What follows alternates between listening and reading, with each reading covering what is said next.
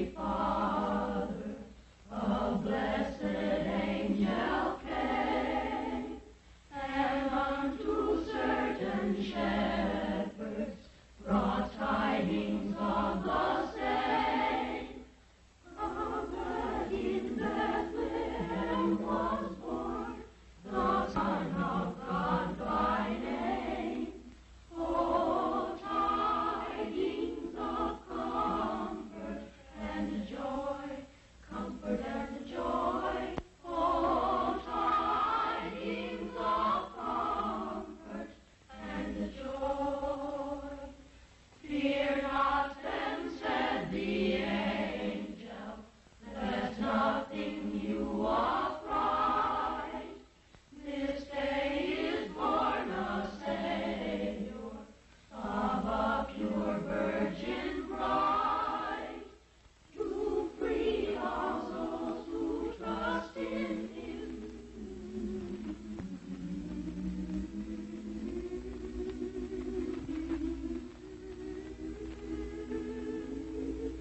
Gilbert K. Chesterton once said, "In everybody there is a thing that loves children, fears death, and likes sunlight.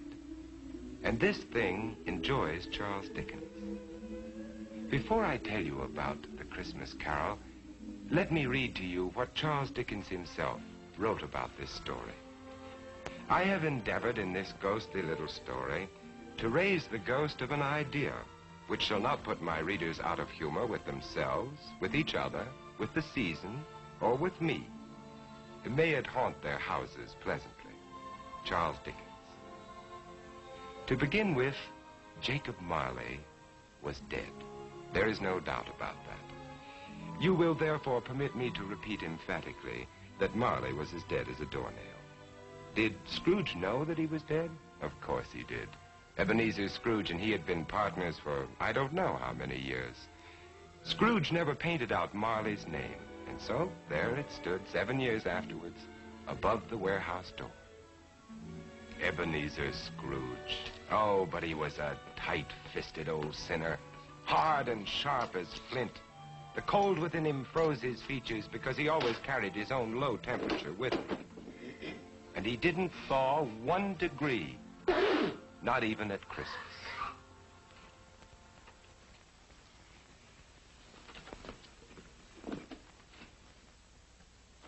Merry Christmas. Merry Christmas, Uncle. God save you. Christmas. Humbug. Christmas, a humbug? Uncle, you don't mean that, I'm sure. What reason have you to be merry? You're poor enough. What right have you to be dismal? You're rich enough. Humbug. What's Christmas to you but a time for finding yourself a year older but not an hour richer? Every idiot that goes about with Merry Christmas on his lips should be boiled in his own pudding. Now, Uncle, I know you... Now, you keep Christmas in your own way, Fred, and I keep it in mine. Be off now. This is a place of business. Don't be angry. Come dine with us tomorrow. No. Caroline will be happy to see you. Why did you ever get married? Because I fell in love. Love? That's the only thing in the world more ridiculous than a Merry Christmas. Good afternoon, nephew. Uncle, I'm sorry with all my heart to find you like this. Merry Christmas, Bob. Merry Christmas, sir. Let me hear another sound from you, and you'll keep your Christmas by losing your situation.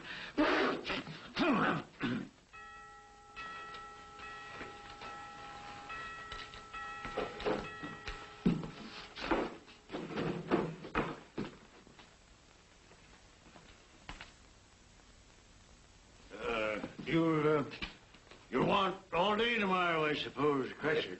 Quite convenient, sir. It's not convenient. But it's only 1 day in the year, sir. A poor excuse to pick the pocket of your employer every 25th of December. But be here all the earlier next morning. I will, sir. And a Merry Christmas to you, Mr. Scrooge.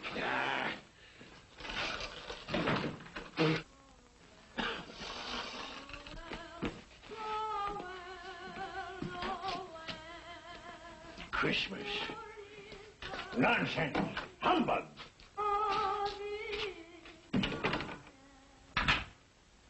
And while most of London was jovial and full of glee in honor of this Christmas Eve, Scrooge had taken his melancholy dinner at his usual melancholy tavern, and having read all the newspapers, he went home to bed.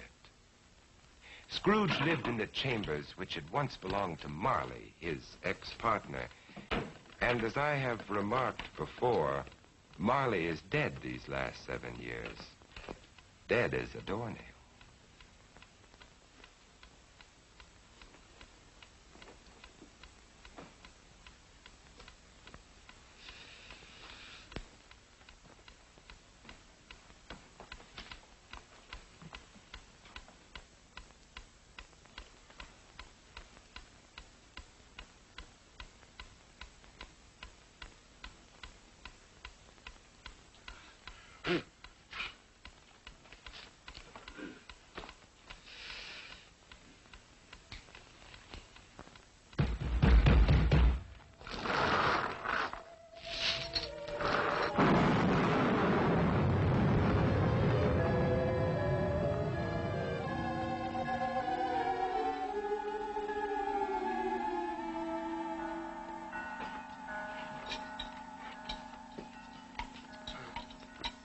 Ebenezer Scrooge?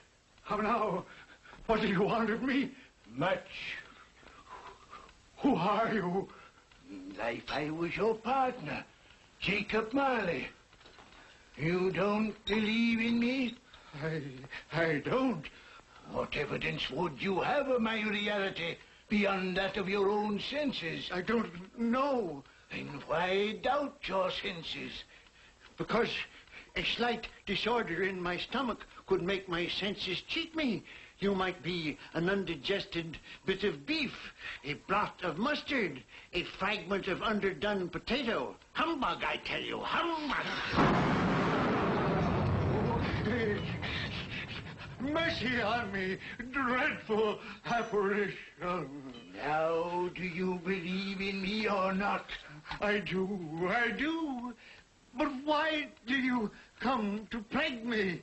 And why do you wear that ponderous chain? I made it link by link in my life, as you are doing for yourself on earth. It is now a part of my penance, and I am here tonight to warn you of a fate such as mine. But, Ebenezer, if you change your ways, you have a chance of escaping my doom. You were always a good friend to me, Jacob. Thank you. Thank you. You will be haunted by 3 spirits. Without their visits, you cannot hope to shun the path I tread. Expect the first tomorrow, when the bell tolls 1. Expect the next on the following night at the same hour, and the third on the next night, when the last stroke of 12 has ceased to vibrate. Couldn't I take them all at once, Jacob, and have it over with? Look to see me no more, and look that for your own sake you remember what has passed between us.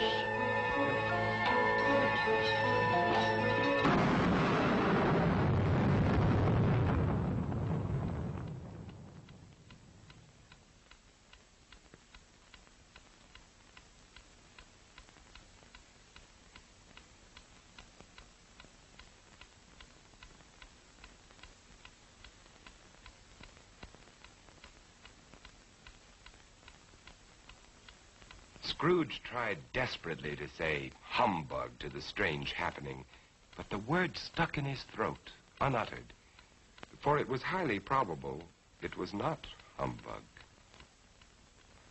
Being very much in need of repose from the experience he had undergone, or shall I say, fatigues of the day, he went straight to bed without undressing and fell asleep in an instant. A few hours later,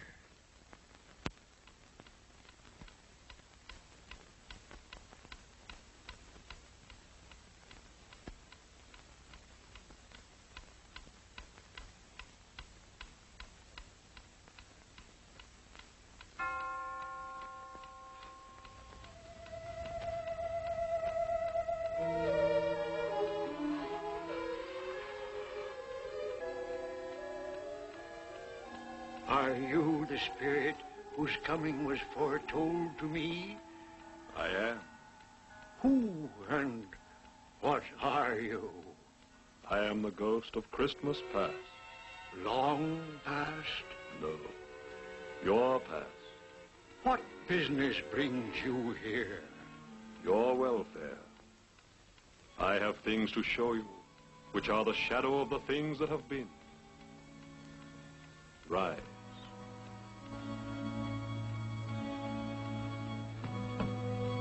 And walk with me.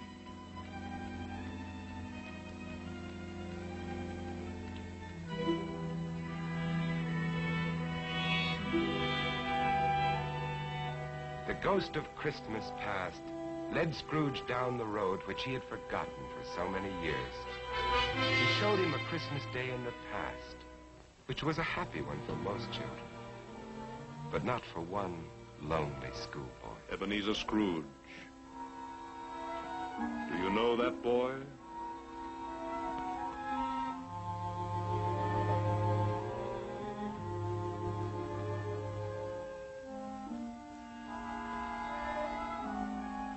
Yes, yes, I do.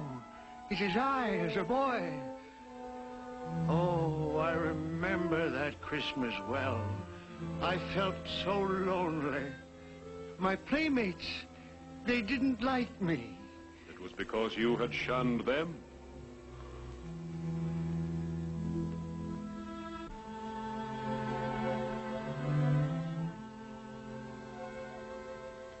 Oh, poor boy.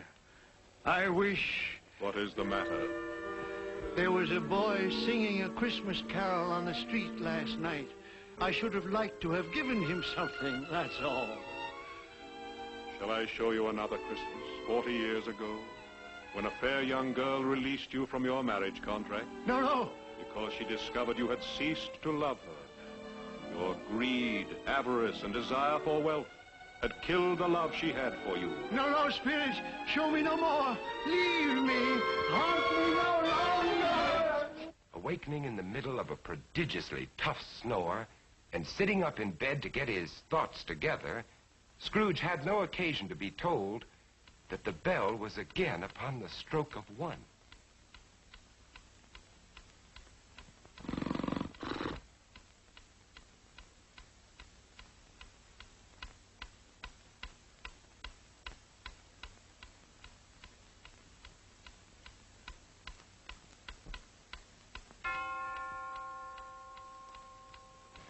Scrooge!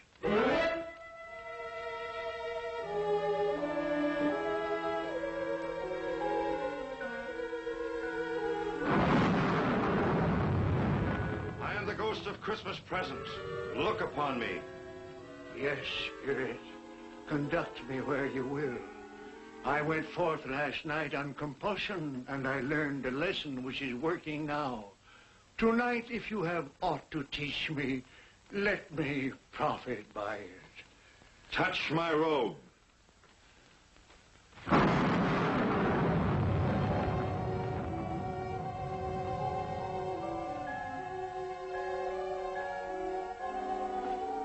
Look.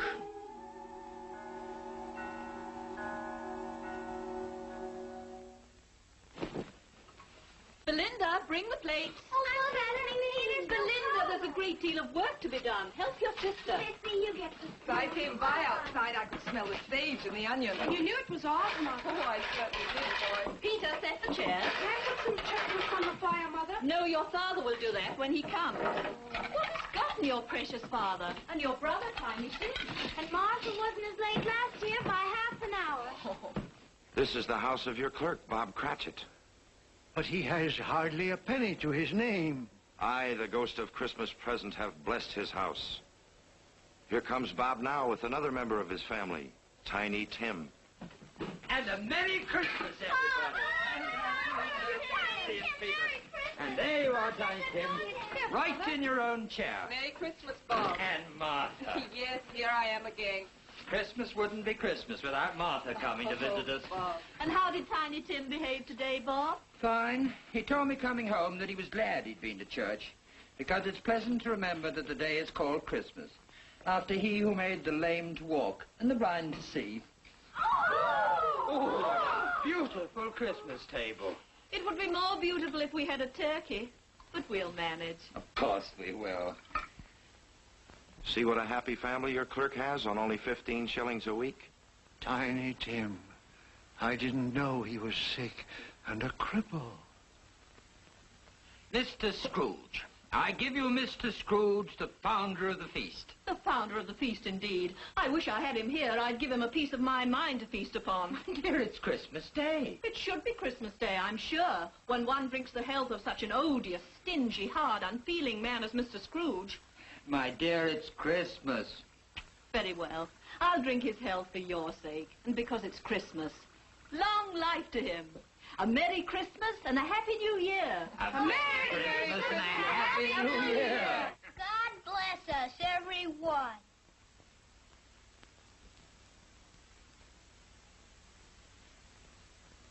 Tell me, Tiny Tim, will he live? I see a vacant seat and a little crutch without an owner. No. Say he will be spared. My life on the globe is very brief. It ends tonight. Tonight? The time is drawing near for me to go and for your third visitor to appear.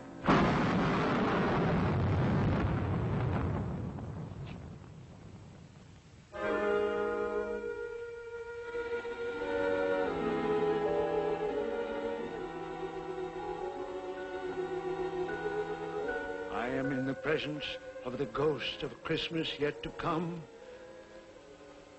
Ghost of the future, I fear you more than any specter I have seen. But lead on, I want to know.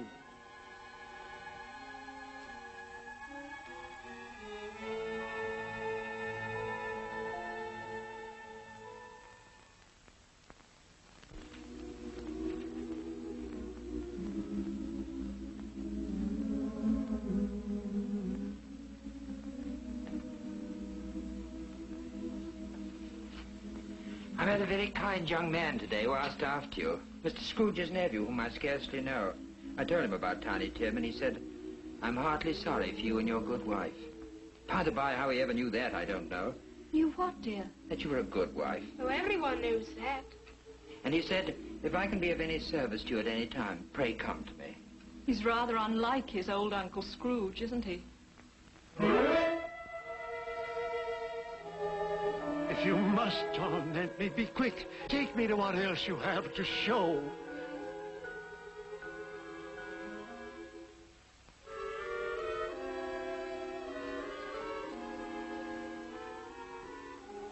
I don't know much about it either. I only know he's dead. When did he die? Last night, I believe. What had he done with his money? I haven't heard. But he'll have no use for it where he's going. It's likely to be a cheap funeral. For upon my life, I don't know anyone to go to it. Suppose we make up a party and volunteer. When I come to think of it, I'm not at all sure that I wasn't his most particular friend. For we used to stop and speak whenever we met. I don't mind going to his funeral if lunch is provided. Tell me what man they are speaking of. Who is it that lies dead?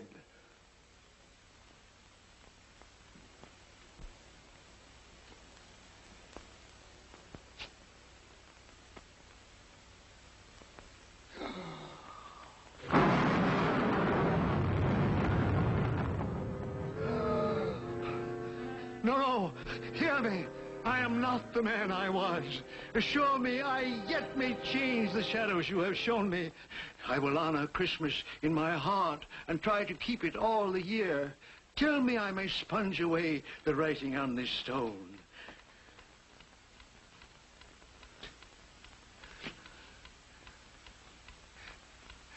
Marley!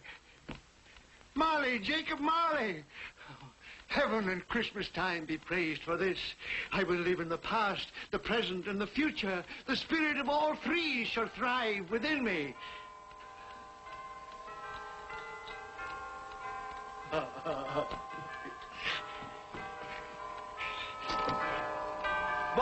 oh boy! Yes, sir? What's today? What, sir?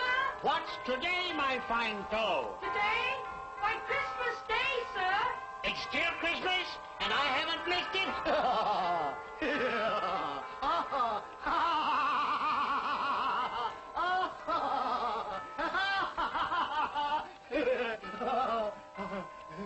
For a man who had been out of practice for years, Scrooge gave a most illustrious laugh, the father of a long line of brilliant laughs.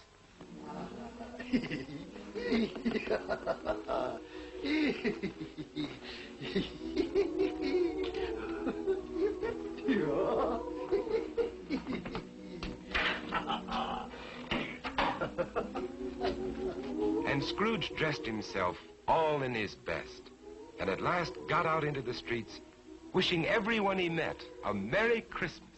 Mr. Fred! Come Fred, have you room at your table for some friends? Oh, you're very welcome, Mr. Fred, son. You too, ma'am. I only hope that our lowly feast is to your liking. Now, don't fret about provisions. We've brought plenty for all.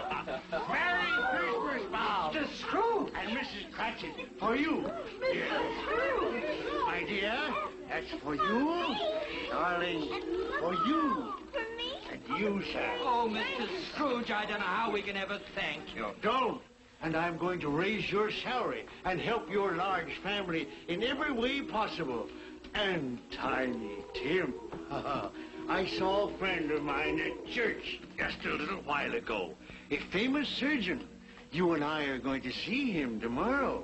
And he's going to be your friend, too. Mr. Scrooge! Merry Christmas, Mr. Scrooge.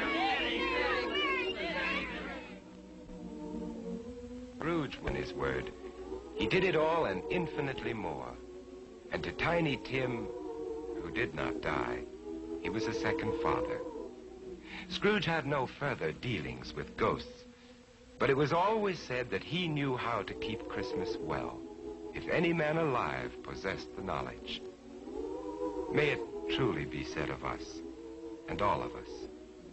And so, as Tiny Tim observed, God bless us, everyone.